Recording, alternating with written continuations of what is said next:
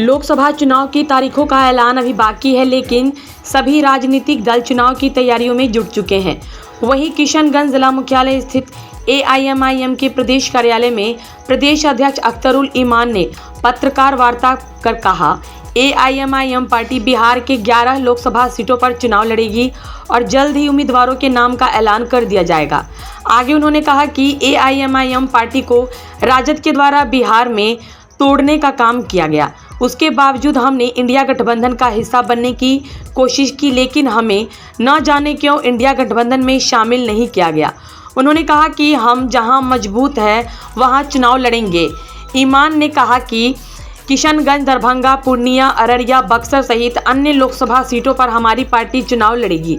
इस पत्रकार वार्ता के दौरान एआईएमआईएम के नेता आदिल हसन सहित अन्य पार्टी पदाधिकारी एवं कार्यकर्ता मौजूद रहे। बड़ी कोशिश की कि बिहार में और राष्ट्रीय स्तर पर जो बीजेपी के खिलाफ महाज बना है उसमें हम लोग को शामिल किया जाए, लेकिन न जाने क्यों तमाम तरह से सियासी जमातें हैं, उनको अक़लियतों के वोट प्यारे हैं, दलितों के वोट उनको प्यारे हैं, लेकिन अक़लियत और दलित के लोगों को कहीं भी सियासी नुमाइंदगी नहीं देना चाहते हैं।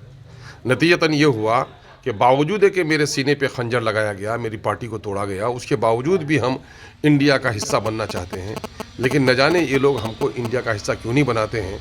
नतीजा ये है कि हमारे 20 मकामात से लोग इलेक्शन लड़ने की तैयारी कर रहे हैं, मगर हम इतने मकामात पर नहीं लड़ना चाहते हैं।